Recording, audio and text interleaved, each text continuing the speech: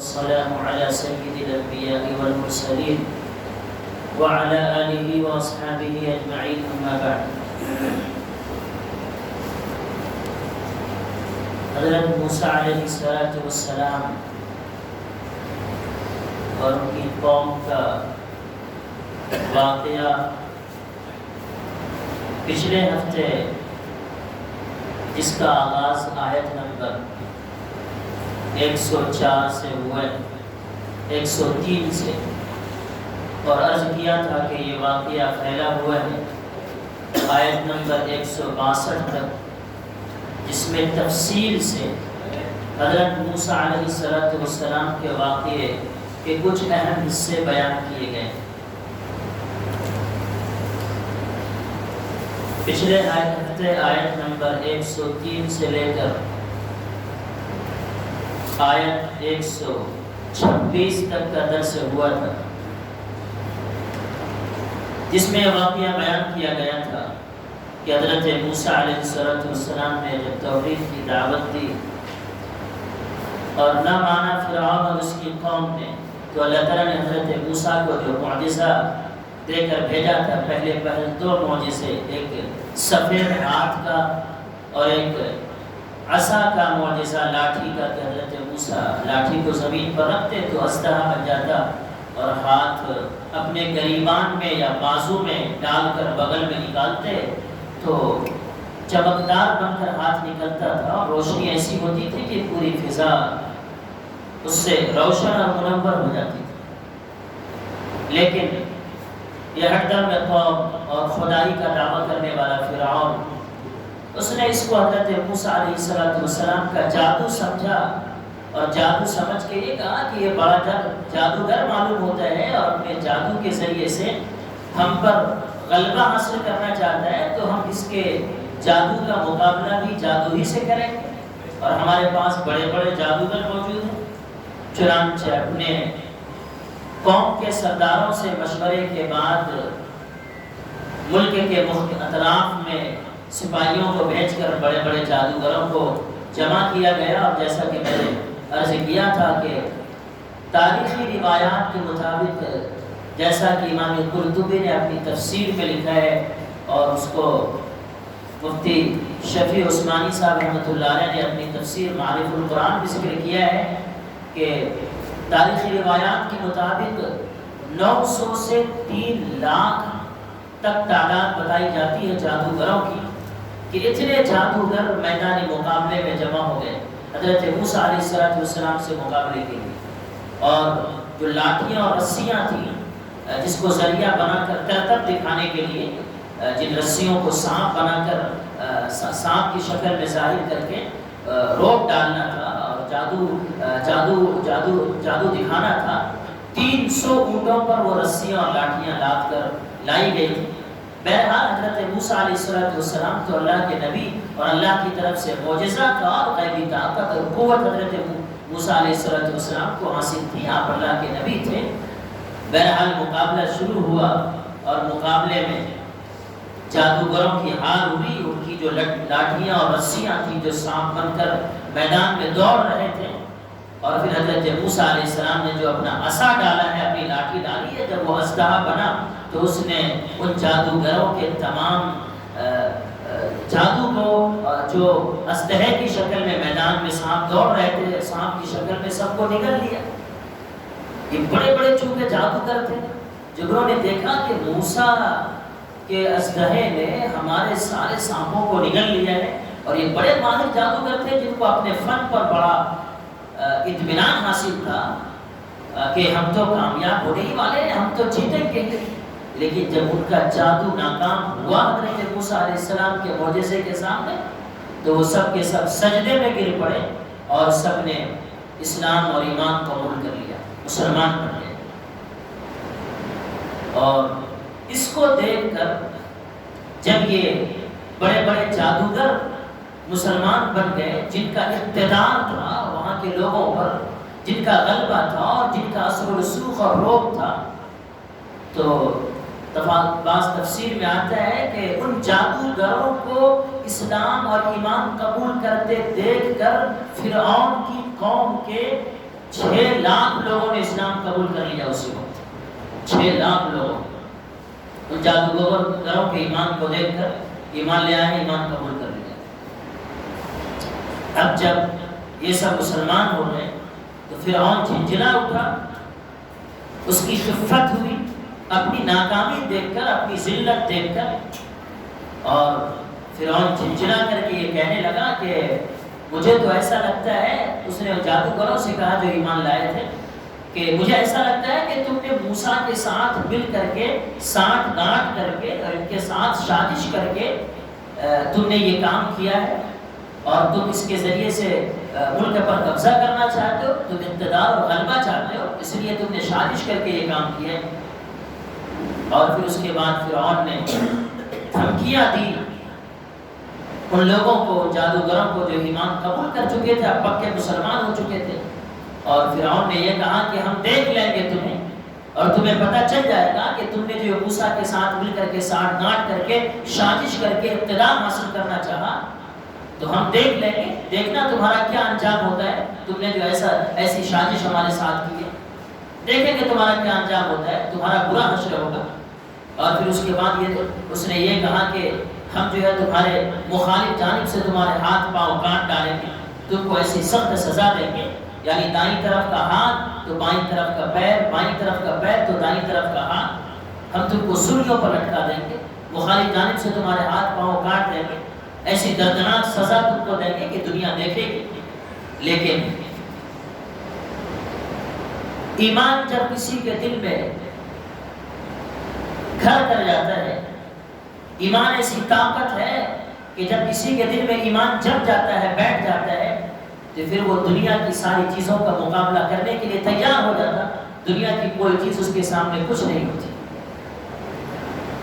तो इस्लाम के ला चुके थे सारे जादूगर, ये मुसलमान हो चुके थे और ईमान उनके दिलों में घर कर चुका था।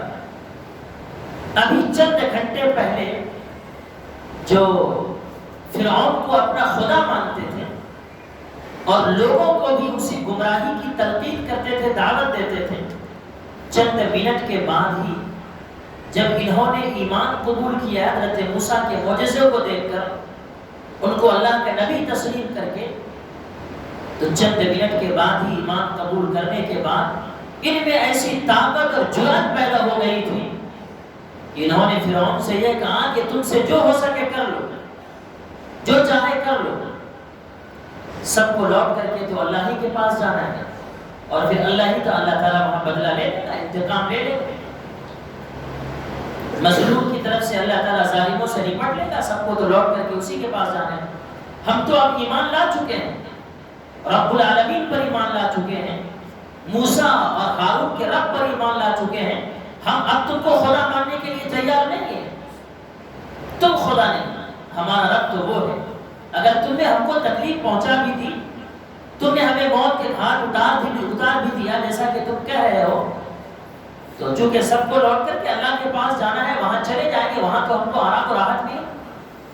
हमेशा के लिए चैन और सुकून मिल जाएगा, तुमसे जो हो सके कर दो। अब हम इस ईमान और इस्लाम को छोड़ नहीं सकते, तुम्हारी खुदाई का इनकार करते हैं, 100 बार इनकार करते हैं और अल्लाह पर ईमान रखते हैं। अब हम मुसलमान हैं। बहरहाल जब ये वाक़या पेश आया, अच्छा, जादूगरों के ईमान लाने को देखकर फिरौन के गुस्से का सारा जोर उन जादूगरों पर तो खत्म हो गया। जादूगरों ही से फिरौन ने कहा था कि हम तुम्हारे हाथ पांव काट देंगे, सूली पर चढ़ा देंगे। लेकिन हजरत मूसा और हजरत हारून अलैहिस्सलाम, हजरत मूसा अलैहिस्सलाम के बारे में फिरौन की ज़बान पर एक लफ्ज़ भी नहीं आया, एक बात भी नहीं आई।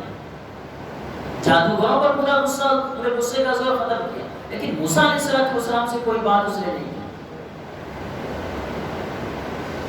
उलमाए मुफस्सिरीन ने लिखा है कि हजरत मूसा अलैहिस्सलाम इस वाक़ये से हजरत मूसा अलैहिस्सलाम का ऐसा रोब और हैबत तारी हो गई थी फिरौन के ऊपर कि वो कुछ बोल नहीं सकता था। ऐसी हैबत तारी हो गई थी हजरत मूसा अलैहिस्सलाम,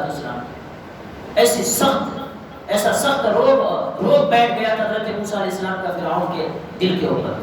اور سعید ابن جبیر رحمۃ اللہ علیہ فرماتے ہیں کہ حضرت موسیٰ علیہ السلام کا ایسا روب بیٹھ گیا تھا فرعون کے دل کے اوپر کہ وہ حضرت موسیٰ علیہ السلام کو دیکھ لیتا تھا تو پیشاب نکل جاتا تھا. ایسا خوف طاری ہو گیا تھا. بہرحال یہ واقعہ میدان میں پیش آیا اور پھر مجمع تو درہم برہم ہو گیا. حضرت موسیٰ علیہ السلام اور ان کے ماننے والے اپنے گھروں کو چلے گئے. لیکن جو فرعون کے سردار تھے جب یہ پورا واقعہ پیش آیا مجمع درہم برہم ہو گیا تو جو قوم فرعون کے سردار تھے اس نے دیکھا کہ جادوگروں کو تو فرعون نے اپنے سارے غصے کا زور اوپر ختم کر دیا, ان کو دھمکی دے دی موسیٰ کے بارے میں, لیکن انہوں نے کچھ نہیں کہا. یہ بات ان کی سمجھ سے باہر تھی. اب یہ لوگ جتنے لوگ موسیٰ پر ایمان لے آئے ہیں اب تو ان کا غلبہ ہو جائے گا اور پھر یہ غالب ہو کر کے ان کا روب ہم پر, ان کا دبدبہ ہم پر قائم ہو جائے گا تو یہ کچھ بھی کریں گے. تو فرعون کی قوم کے سرداروں نے فرعون سے کہا, جس کو اللہ تعالیٰ نے آگے آیت نمبر 127 میں ذکر فرمایا ہے. دیکھیے جو آج کے جہاں سے آج کا درس شروع ہے. وقال الملأ من قوم فرعون أتذر موسى وقومه ليفسدوا في الأرض ويذرك وآلهتك قال سنقتل أبناءهم ونستحيي نساءهم وإنا فوقهم قاهرون. اور فرعون کی قوم کے سرداروں نے فرعون سے کہا کیا آپ موسیٰ اور اس کی قوم کو کھلا چھوڑ رہے ہیں تاکہ وہ زمین میں فساد مچائیں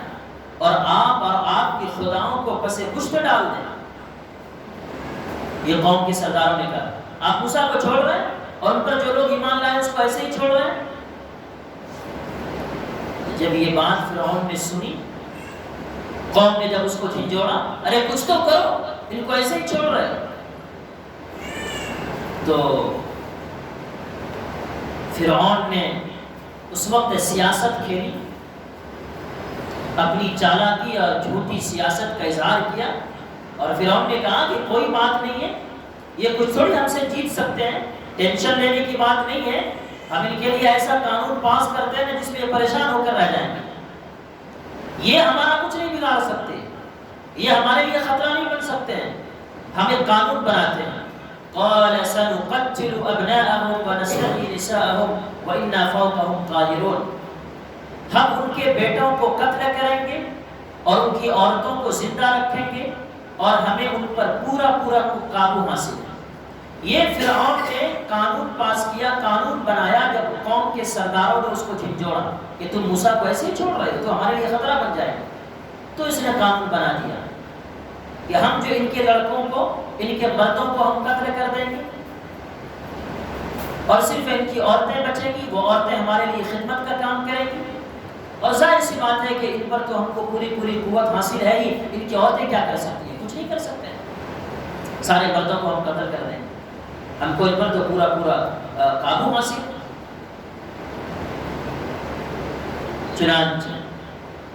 جب فرعون نے یہ قانون بنایا, یہ قانون سن کر بنی اسرائیل گھبرا گئے اور انہوں نے یہ کہا کہ پہلے ہم پر جیسا عذاب آیا تھا, فرعون کی طرف سے جو ظلم تھا وہی دوبارہ آ پڑا ہے. اس لیے کہ آپ کو یاد ہوگا کہ فرعون کے نجومیوں نے یہ بات کہی تھی, جو ان کے دربار میں جو ستارہ پرست لوگ تھے اور ستاروں کو دیکھ کر کے غیب کی باتیں ان کے عقیدے کے مطابق بتاتے تھے. جو نجومی لوگ تھے فرعون کے دربار کے نجومیوں نے یہ کہا تھا کہ بنی اسرائیل میں ایک ایسا بچہ پیدا ہونے والا ہے جس کے ہاتھوں آپ کی حکومت ختم ہو جائے,